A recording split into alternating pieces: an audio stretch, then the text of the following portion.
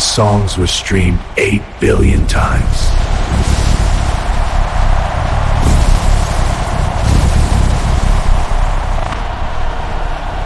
I was the king of the modern sound.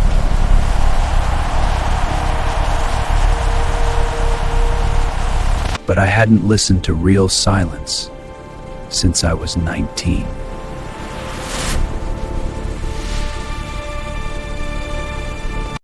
I lived inside the bass. I hid inside the frequency.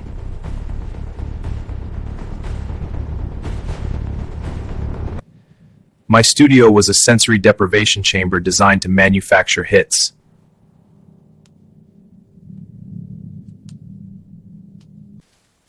Auto-tune, quantization, compression, I engineered perfection.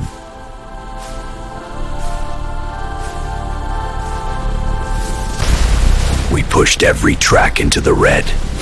We made it so loud you couldn't think.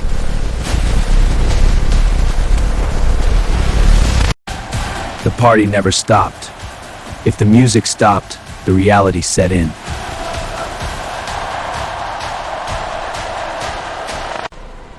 I was surrounded by 100 friends.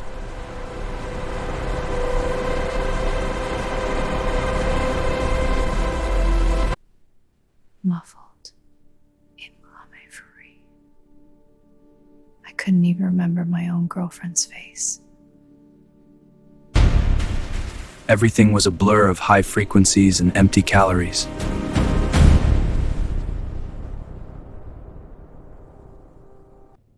When the parties finally cleared out, the real nightmare began.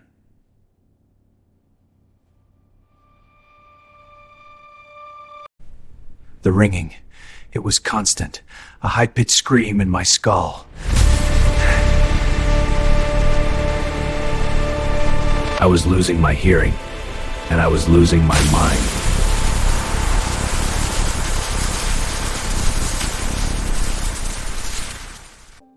The doctor said if I didn't stop, I would go completely deaf.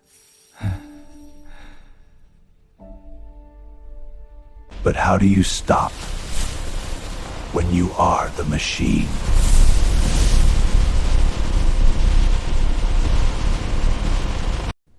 Severe acoustic trauma. You need an absolute detox. No screens, no speakers. Severe acoustic trauma, he said, you need an absolute detox. No screens, no speakers. They forced me into a silent retreat, a complete blackout.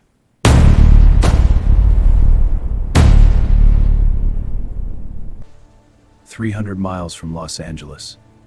No cell service, no Wi-Fi.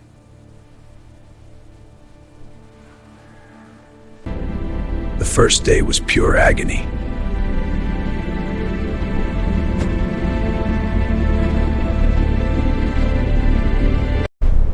Without the bass, the ringing in my ears was louder than ever.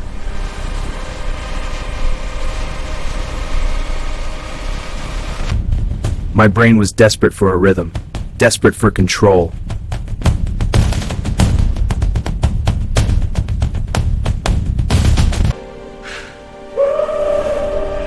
I was terrified of the silence, because in the silence, you have to meet yourself. By the fourth day, the panic burned itself out.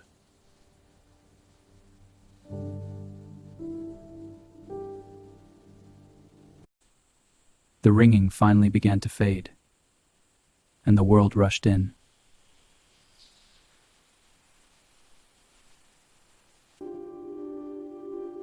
I walked down to the water.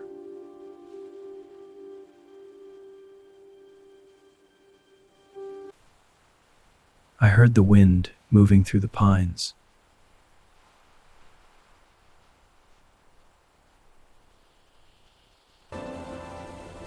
It was a symphony, uncompressed, perfect.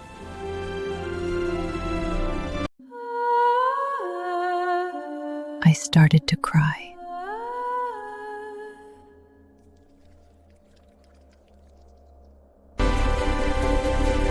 Because for the first time in my life, the music wasn't for sale. When I returned to LA, the label executives were waiting.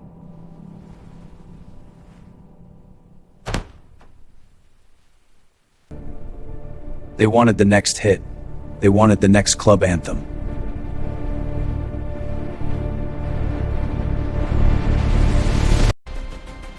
You've been gone a month, Knox. Time is money, they said.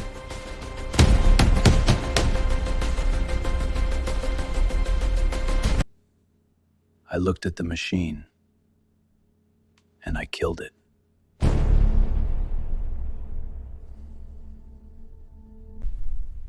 I closed the studio.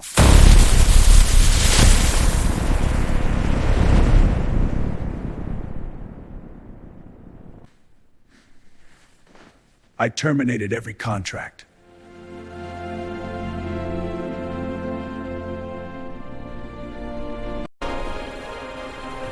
I was done making noise.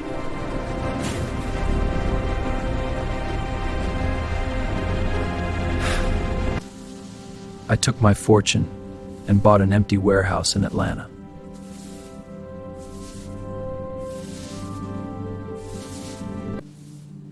No soundproofing, no digital screens.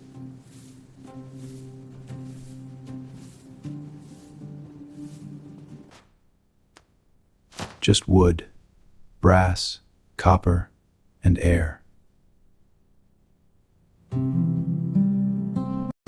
I opened a free music center for the kids who actually lived the stories my rappers were faking.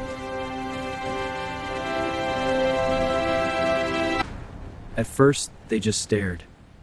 They had never touched a real instrument.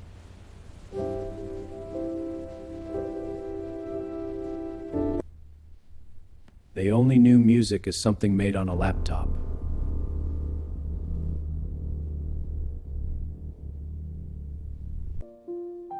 I taught them how to feel the vibration in their chest.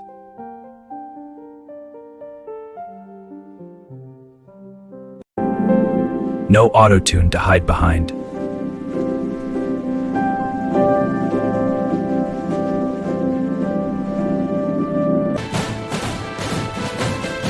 It was messy, it was out of tune, it was real.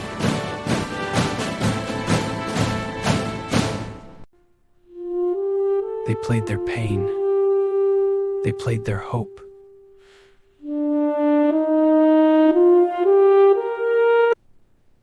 And as I stood there, listening to them,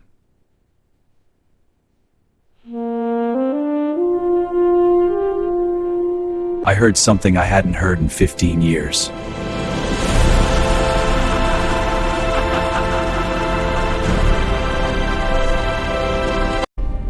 I heard myself.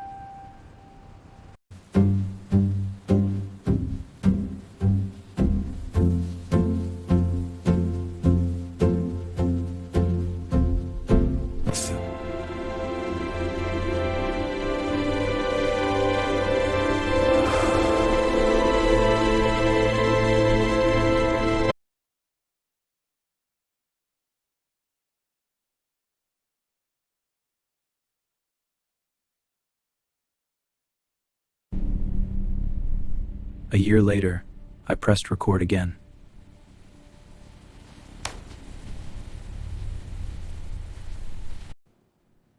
But this time, I wasn't making a product.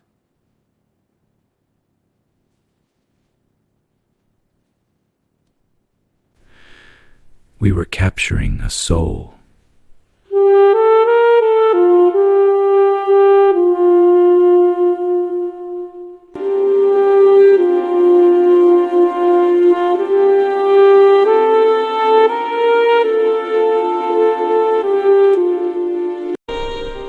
It wasn't perfect. It was better.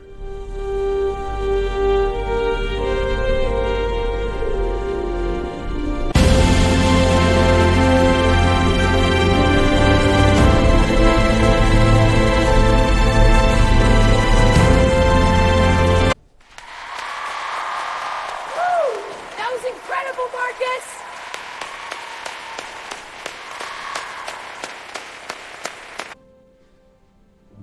I finally heard the music.